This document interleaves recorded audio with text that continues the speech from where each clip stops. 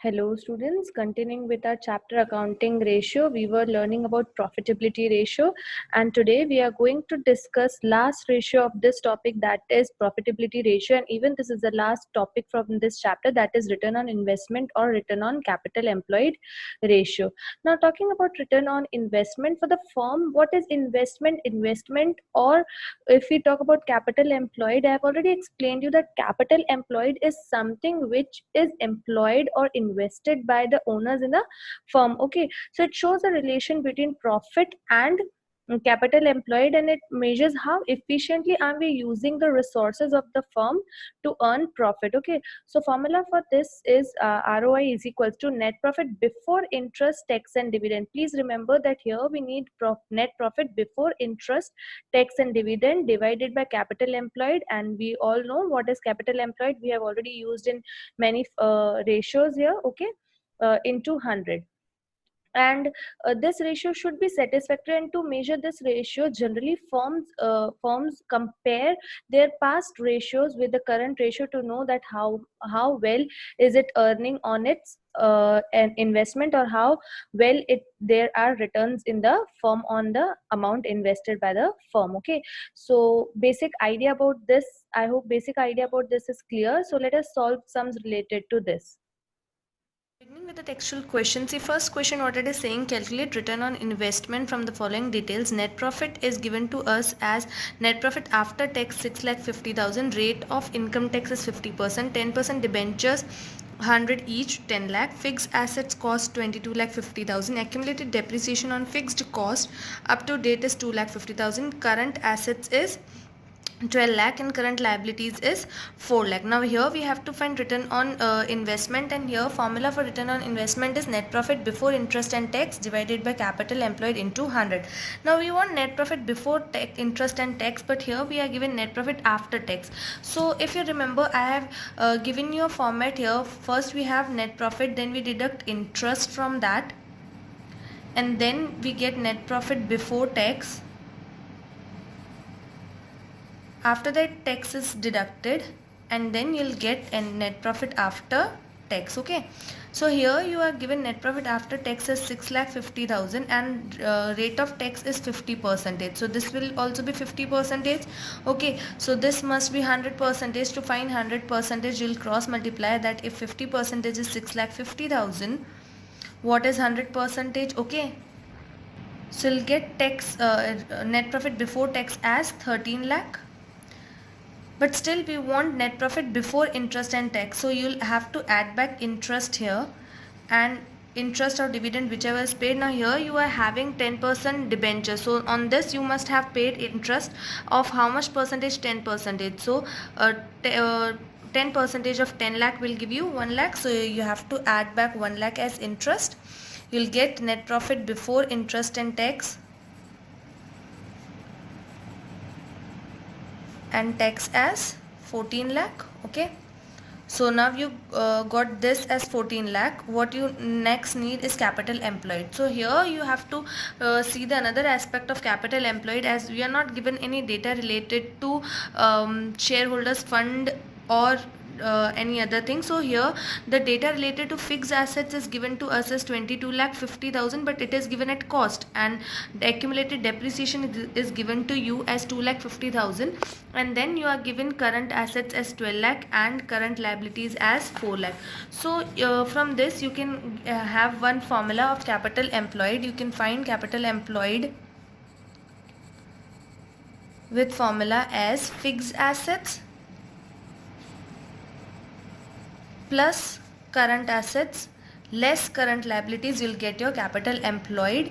Okay, so but this fixed asset should be net fixed assets. Okay, here it is given at cost, so 20 you have to deduct this 2,50,000 of depreciation from fixed asset, that is 22,50,000. so if you deduct 2,50,000 from 22,50,000, you'll get it as 20 lakh. So your net fixed assets will be 20 lakh, and plus net your current assets is given to you as 12 lakh, less current liabilities is given to us as 4 lakh. So you'll get your capital employed as 28 lakh. So you got your net profit before tax, interest and tax as 14 lakh. You got capital employed as 28 lakh. You applying the formula, you'll get your answer of return on investment. Okay. Now moving on to next question, that is question number 142. What you are given here is net profit is given to you. Net profit before interest and tax is directly given to you as 6 lakh. Fixed assets is given. Net working capital is given. Current assets is given to you. Calculate return on investment. Now here what you have to find is current capital employed. So here it will become very simple for you. See, you can directly do what? You can directly find capital employed from by adding this fixed assets plus net working capital. Fixed assets plus net working capital, because net working capital is nothing but current assets less current liability. So this is already here.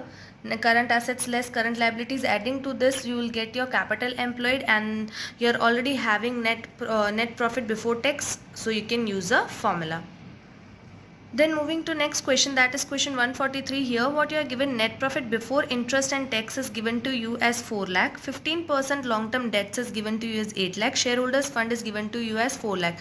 Calculate calculate return on investment. So here also you are given net profit before interest and tax. What you have to find is capital employed, and from this data you can see the liability aspect of capital employed. Capital employed is nothing but what? Amount invested by owner in the firm. So you can directly find capital employed by adding shareholders fund and long-term loans, long-term debts. So you'll get your capital employed. This already formula we have learned in previous ratios. Okay, so you'll get your current capital employed from this by adding 15% long-term debts and shareholders fund, and you're already given net profit. You can easily find return on investment.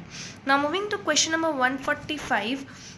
See, here the whole balance sheet is given to you, liability aspect is given to you, and asset aspects is also given to you. Here one additional information is given to you, net profit before tax for the year ended 31st March is 9,72,000. Now here you are given net profit before tax. Okay, but what do we require? Net profit before tax is given to us as 9,72,000, but what do we require?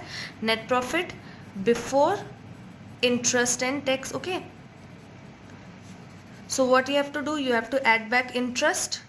Okay, here you'll add back interest. Now let us see if you are having any long-term liabilities to add the interest. You are having long-term liabilities of 16 lakh and interest to that is 15%. So 15% of 16 lakh will be, it will be 2,40,000. So adding 2,40,000 to 9,72,000, you have to add 2,40,000.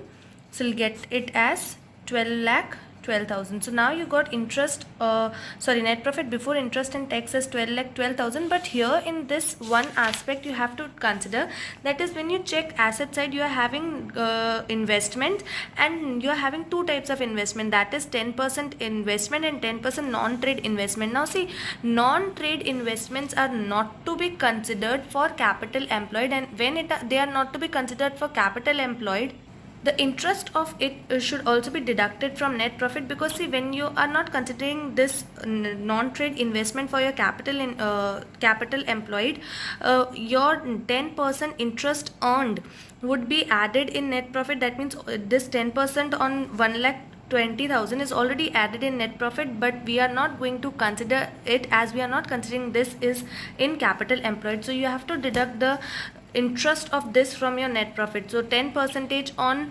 1,20,000 will be 12,000, right? So you have to deduct this 12,000 from your profit. That is, you'll deduct interest on non-trade investments, that is 12,000. So now your profit will be 12 lakh. This profit you have to consider for net profit before interest and tax. Now talking about capital employed, what you will do, you have to find out capital employed from this. You can easily find out by this aspects. You can add shareholders fund, that is 5 lakh plus 4 lakh 20,000. Non-current liabilities, that is 12 lakh. You'll add this. So if you add 5 lakh plus 4 lakh 20,000 plus 16 lakh, you'll get 25,20,000. Okay, but from this from this capital employed, you have to deduct this non-trade investment, and then you'll get your capital employed, and you can use the formula. That means you have to, after deducting this from this both, that is addition of these three, you'll get your capital employed, and you can easily apply the formula and you'll get your answer. Okay, thank you, keep learning.